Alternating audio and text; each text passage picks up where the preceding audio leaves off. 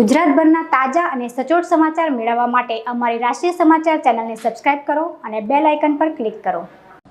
Surat civil હોસ્પિટલમાં એક તરફ તબીબો કોલકાતાની ઘટનાને લઈને વિરોધ પ્રદર્શન કરી રહ્યા છે, ત્યારે વર્ગ 4નું કામ કરતી બહેનો પણ પગાર સહિતની પડતર માંગોને લઈને ધરણા પર ઉતરી છે, જેને લઈને સિવિલ હોસ્પિટલનું કેમ્પસ ન્યાયની માંગ સાથે રણસંગ્રામ બન્યું હોય તેવું સામે આવ્યું છે।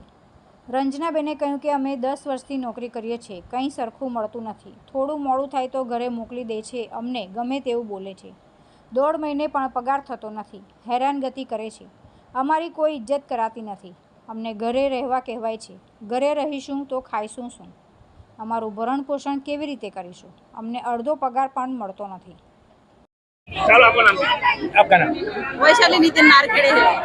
मैं 10 साल से नौकरी कर रही हूँ। लेकिन अभी पूजा मैडम आएगा तब से बहुत टॉर्चर हो रहा है हम लोगों को। ऊपर सिस्टर लोग टॉर्चर करते हैं, ब्रदर लोग टॉर्चर करते हैं, डॉक्टर लोग टॉर्चर करते हैं। उसके पास बोलने आएगा तो वो बोलते हैं ऊपर जाके बोलो। किसके पास जाए हम लोग बोलने के लिए? पगार भी कम मिलता है, वह बोनस नहीं मिलता है। हमको सिर्फ ड्यूटी चाहिए। न वार्ड में 3 ही सर्वेंट रखते, 3 सर्वेंट से सब काम करवाते। ऊपर बोलते हैं, सिस्टर लोग बोलते हैं नहीं पेशेंट लेके जाएगा तो एसआई के पास धमकी देते हैं। ये हम पूजा मैडम हमको निकालने की धमकी देते हैं। हम लोग किसके पास जाए? ना हमको सिर्फ ड्यूटी चाहिए। आज किस तरह का विरोध कर रहे हो? ये तो हम तो सब मतलब रक्षाबंधन की छुट्टी गिराने की बात कर रहे हैं, तो वो बोलते हैं 15 दिन नौकरी पे नहीं ले गए इसके लिए। चलो आपનું નામ? મારું નામ રંજનાબેન બળવંતસિંહ ઠાકુર છે। મેં यहाँ 10 વર્ષથી નોકરી કરું છું। મેં 10 વર્ષથી નોકરી પણ यहाँ કંઈ હરખું મળતું નહીં। यहाँ સર લોકો બોલતા છે પૂજા મેડમ ગમે તે બોલતે, यहाँ અમને કશું ઇજ્જત જ નથી। ગમે તે મોડું થાય તો અમને બહાર કાઢી મૂકતા છે અને પછી અમે જવું તો કહે છે બપોરે અમે શિફ્ટ ડ્યુટી જોઈશું, બીજું કંઈ જોઈએ નહીં અમને। પછી એમ કે તમે આવો તો ઘરે રહેવા દો। અમે ઘર તો ક્યાંથી રહેવાનું?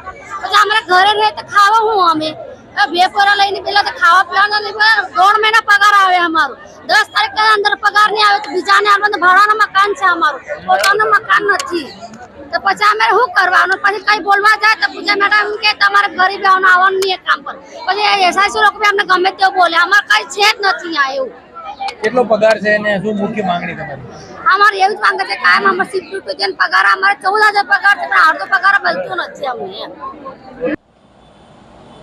તુલસી શર્મા સાથે રાષ્ટ્રીય સમાચાર સુરત।